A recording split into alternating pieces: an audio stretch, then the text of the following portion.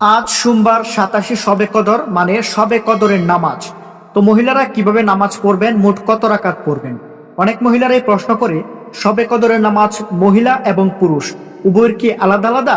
শবে কদরের নামাজ 8 রাকাত না 12 রাকাত না 20 রাকাত? এই বিষয়টা সম্পর্কে অনেকেই প্রশ্ন করে থাকে। তো প্রথমেই বলি, শবে কদরের নামাজ মহিলাদের এবং পুরুষদের ভিন্ন ভিন্ন নয়, দুজনেরই একই রকম। মানে শবে কদরের নামাজের জন্য আপনাকে প্রথমে শবে কদরের নিয়ত করতে হবে, তারপর নামাজ পড়বেন। নামাজ আপনারা চাইলে 8 রাকাত, 12 রাকাত, 4 রাকাত, 20 রাকাত, 100 রাকাত এবং তার অধিক বেশি নামাজ পড়তে পারবেন।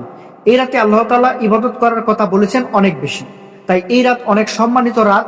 এই রাতে আপনি যত বেশি ইবাদত করবেন তত বেশি সওয়াব পাবেন। তো এখন আসুন জেনে নেই শবে কদরের নামাজ কিভাবে পড়বেন। শবে কদরের নামাজ স্বাভাবিক নামাজের মতোই, শুধু নিয়তটা আপনি শবে কদরের করবেন। আপনি প্রথমে নিয়ত করবেন যে আমি শবে কদরের জন্য 2 রাকাত নফল নামাজ পড়িতেছি, আল্লাহু আকবার। এভাবে নিয়ত করে তারপর আপনি সূরা ফাতিহা দিয়ে শুরু করে তারপর সূরা ফাতিহা পড়ার পর অন্য যে কোনো একটি সূরা পড়বেন।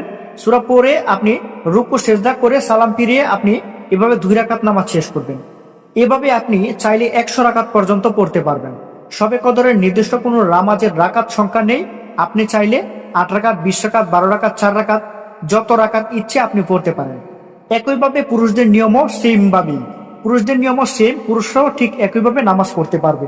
এই রাত সারা বিশ্বের মুসলমানদের কাছে অত্যন্ত মহিমান্বিত একটি রাত। ধর্মপ্রাণ মুসলমানরা এই রাতে ইবাদত বন্দেগীর মাধ্যমে কাটান। 20 রমজানের পর যে কোনো বিজুর রাতে শবে কদর হতে পারে, তবে 26 রমজানের দিবাগত রাতেই শবে কদর আসে বলে আলেমদের অভিমত। শবে কদর উপলক্ষে 27 রমজান মানে 17 মার্চ মঙ্গলবার সরকারি ছুটি।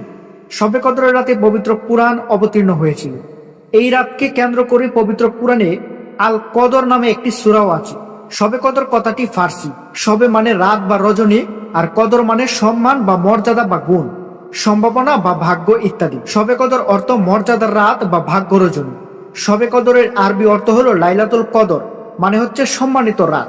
পবিত্র কদরের রাতে মহানবী হযরত মুহাম্মদ সাল্লাল্লাহু আলাইহি সাল্লামের অনুসারীদের সম্মান বৃদ্ধি করা হয় এবং মানব জাতির ভাগ্য পূর্ণ নির্ধারণ করা হয়। তাই মুসলমানদের কাছে এই রাত অতীব পূর্ণময় ও মহিমান্বিত।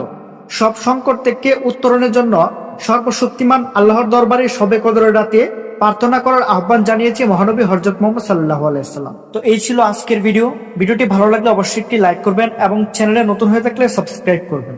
আসসালামু আলাইকুম, আল্লাহ হাফেজ।